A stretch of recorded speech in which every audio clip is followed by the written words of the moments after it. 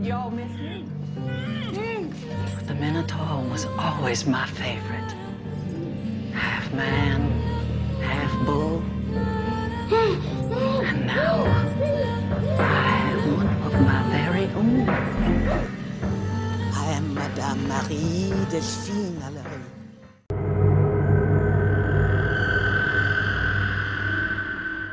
Salut à tous, bienvenue dans une nouvelle vidéo. Aujourd'hui sur ma chaîne de Haunted Files, on va parler d'un endroit hanté et surtout d'une serial killer. Le serial killer, et c'est une femme et elle s'appelle Delphine Lalaurie et on va se retrouver en Louisiane. Donc du coup, si vous voulez savoir pourquoi l'endroit est hanté et qui est Delphine Lalaurie, continuez à regarder cette vidéo.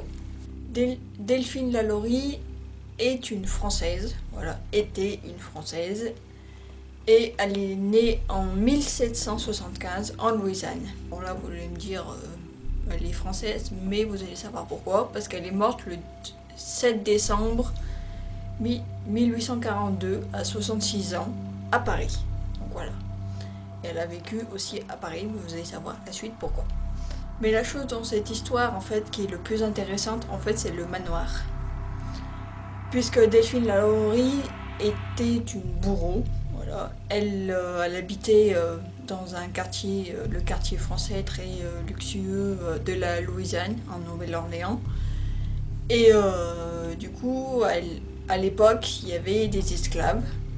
Et le problème, c'est que les esclaves n'avaient pas le droit d'être frappés, battus, sauf que Delphine, elle le faisait. Sauf qu'elle cachait toujours devant les personnes qu'elle rencontrait, vu qu'elle avait un haut statut de mondaine, tout ça, elle montrait toujours une bonne patte, entre guillemets, voilà, toujours très bien. Sauf qu'à côté de ça, il y a plein de gens qui voyaient pas que elle maltraitait ses esclaves, jusqu'au jour où une voisine a vu une petite fille de 12 ans, une fille d'un esclave, qui courait dans tous les sens parce que Delphine lui courait après pour essayer de la fouetter. Sauf que cette petite, elle a sauté par-dessus le balcon, elle s'est jetée par la fenêtre. Du coup, elle est morte. Et pour pas que la réputation de Delphine soit entachée, elle a enterré cette petite fille dans son jardin, voilà, dans la cour qui se trouve derrière la maison. Et le corps de la petite fille n'a pas été retrouvé tout de suite. Mais un jour, il y a eu un incendie aussi dans ce manoir. Et quand les pompiers ont voulu éteindre l'incendie, ils sont allés dans le sous-sol et ils ont trouvé des esclaves attachés et à moitié brûlés. Attachés, mutilés et enchaînés contre les murs. Et du coup, il y a eu pas mal d'esclaves qui sont décédés. Et ce qui fait là aussi justement la réputation que l'endroit serait hanté par les esclaves.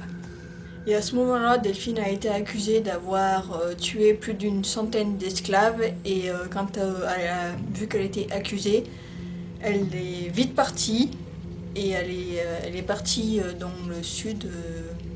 Et elle a pris un bateau qui se trouve dans la ville de Mobile pour partir à Paris. Et quand Delphine est partie, il y a eu une enquête dans sa maison et il y a eu plusieurs corps d'esclaves qui ont été retrouvés, notamment le corps de la petite fille. Et il y a une autre chose aussi qu'on a appris plus tard, mais qui n'est pas certain. Apparemment, Delphine faisait aussi de la magie noire et du voodoo.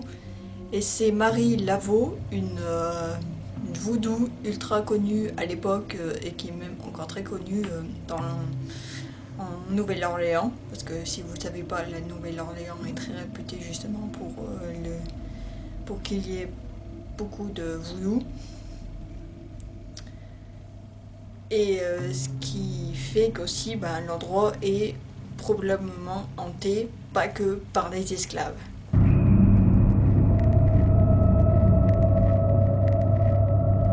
Et en 2007, l'acteur Nicolas Cage a racheté ce manoir pour une somme à peu près de 3 millions de dollars.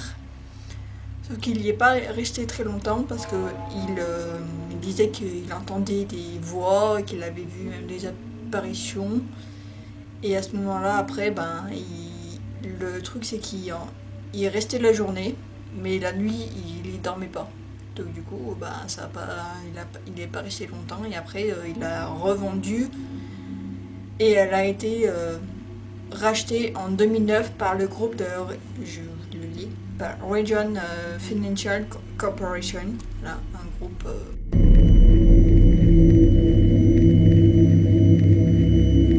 Alors ce manoir est réputé pour être l'un des endroits les plus hantés en Nouvelle-Orléans. En 2000, il y a un film qui a été tourné par le réalisateur Ted Nicolao sur justement les sujets sur les phénomènes paranormaux. Et le film s'appelle L'expérience San Francisville.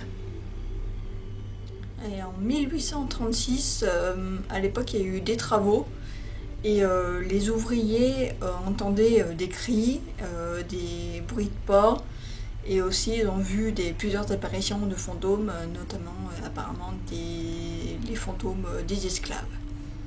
Et en 1837 aussi, juste après, un an après, vu comme le manoir a été reconstruit, il y a un homme qui l'a acheté, on ne sait pas qui c'est exactement, et qui l'a revendu 3 mois plus tard parce que justement il voyait des choses et il entendait des choses dans cette maison, dont des bruits de gémissements et des pleurs.